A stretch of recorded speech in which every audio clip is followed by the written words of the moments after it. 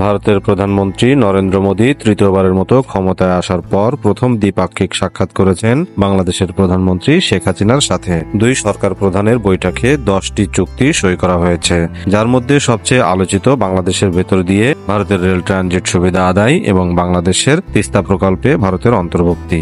এগুলো সহ এবারের বৈঠকে মোট 10টি চুক্তি স্বাক্ষরিত হয়েছে, যার মধ্যে 3টি পুরনো চুক্তি নবায়ন করা হয়েছে এবং বাকি 7টি সম্পূর্ণ নতুন চুক্তি।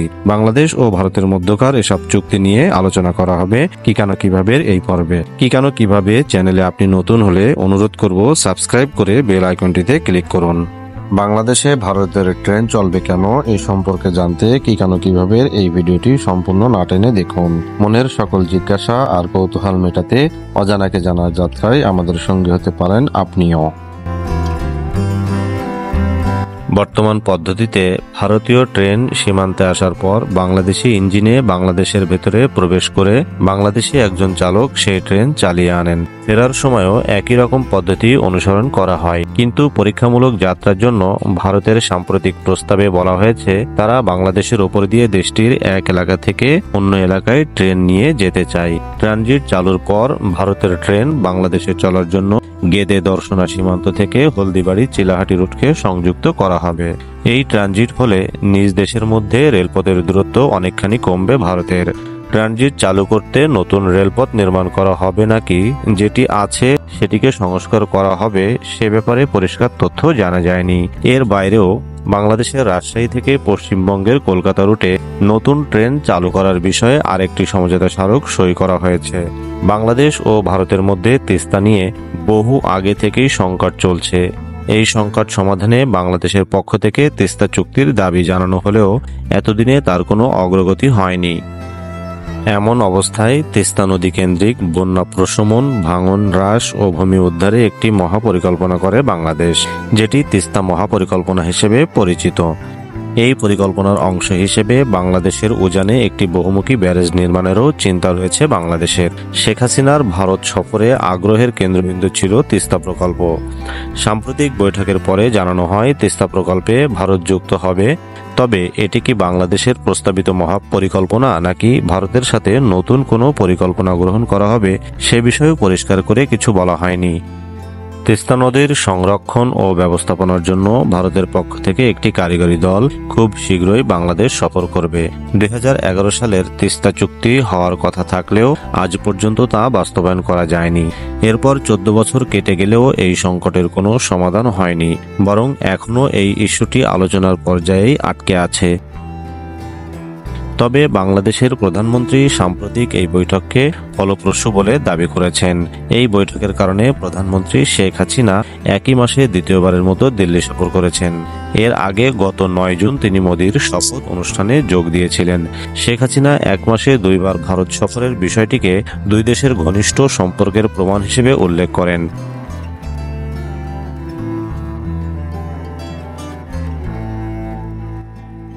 পণ্যবাহী একটি যানবাহন থেকে পণ্য আরেকটি যানে স্থানান্তর করে পরবর্তী গন্তব্যে নিয়ে যাওয়া হলে তাকে ট্রান্সশিপমেন্ট বলা হয়। যেমন ভারতীয় পণ্যবাহী ট্রাক বাংলাদেশের বেনাপোল স্থলবন্দর ঢুকে পণ্য খালাস করলো, সেই পণ্য বাংলাদেশি ট্রাকে করে আবার ভারতের ত্রিপুরা রাজ্যের সীমান্ত ঘেঁষা আখাউড়া স্থলবন্দরে গিয়ে নামিয়ে দেওয়া হলো, যা আবার শেষ পর্যন্ত ভারতীয় ট্রাকে তুলে নিয়ে যাওয়া হয়। এই পুরো প্রক্রিয়াটিকেই বলা হয় ট্রান্সশিপমেন্ট। বাংলাদেশের সাথে ভারতের ট্রান্সশিপমেন্ট চুক্তিও কার্যকর রয়েছে। অন্যদিকে বাংলাদেশও ভারতের স্থলবন্দর, বিমানবন্দর ও সমুদ্র বন্দর ব্যবহার করে নেপাল ও ভুটানে পণ্য রপ্তানির ট্রানজিট সুবিধা পাওয়ার অপেক্ষায় আছে। এছাড়া বাংলাদেশ, ভুটান, ভারত ও নেপালের মধ্যে অবাধে গাড়ি চলাচলের জন্য 2015 সালে BBIN চুক্তি সই করা হয়েছিল। BBIN মোটরযান চুক্তি 2015 সালে সই করা হলেও এখন পর্যন্ত তা কার্যকর হয়নি। সর্বশেষ 2022 সালের মার্চে নয়াদিল্লি এক বৈঠকে চুক্তি বাস্তবায়নে সংশ্লিষ্ট দেশগুলোর প্রতিনিধিরা সিদ্ধান্ত নিয়েছিলেন, কিন্তু সেই সিদ্ধান্ত অনুযায়ীও এখন পর্যন্ত কোনো কাজ হচ্ছে না। বাংলাদেশ দীর্ঘদিন থেকে ভারতের ট্রানজিট সুবিধা নিয়ে নেপাল ও ভুটানের যাতায়াত করতে চায়। সড়কপথে নেপাল ও ভুটানে পণ্য রপ্তানি করতে বাংলাদেশের ভারতের সড়কপথ ব্যবহার করা দরকার, কিন্তু এখনও ট্রানজিটের সুযোগ না মেলায় বাংলাদেশের পণ্যবাহী ট্রাক সরাসরি নেপাল বা ভুটানে যেতে পারছে না। ভারত এখনো পর্যন্ত বাংলাদেশকে এই সুবিধা দিতে সম্মতি হয়নি। নেপাল ও ভুটান যথাক্রমে 1976 ও 1984 সালে বাংলাদেশের সাথে ট্রানজিট চুক্তি সই করেছিল, কিন্তু নানা প্রতিবন্ধকতার কারণে এখনো পর্যন্ত তা বাস্তবায়ন করা যাচ্ছে না। বর্তমানে নেপাল ও ভুটানের ট্রাক বাংলাদেশের সীমান্ত থেকে ভারতীয় ভূখণ্ড ব্যবহার করে পণ্য পরিবহন করতে পারে, কিন্তু বাংলাদেশের ভেতর প্রবেশ করে মংলা বা চট্টগ্রাম বন্দর পর্যন্ত যাতায়াত করতে পারে না।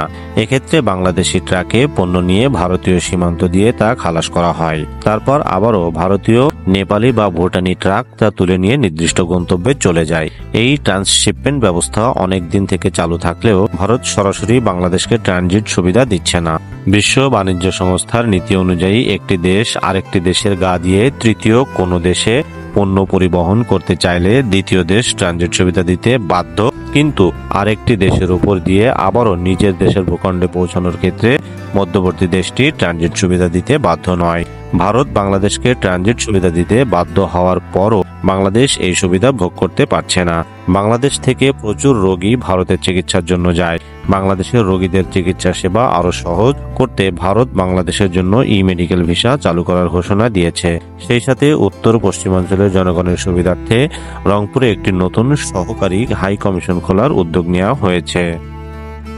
ভারতকে দেয়া ট্রানজিট সুবিধার বিনিময়ে বাংলাদেশের প্রাপ্তির বিষয়টি সেভাবে দৃশ্যমান নয়।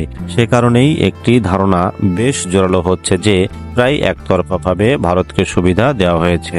2022 সালের সেপ্টেম্বরের প্রধানমন্ত্রী শেখ হাসিনার ভারত সফরের সময় দুই দেশের এক যৌথ বিবৃতিতে বলা হয়েছিল, ভারতের স্থলবন্দর, বিমানবন্দর ও সমুদ্র বন্দর ব্যবহার করে নেপাল ও ভুটানে পণ্য রপ্তানিতে বাংলাদেশকে বিনা মশলে ট্রানজিট দেওয়ার প্রস্তাব দিয়েছে ভারত।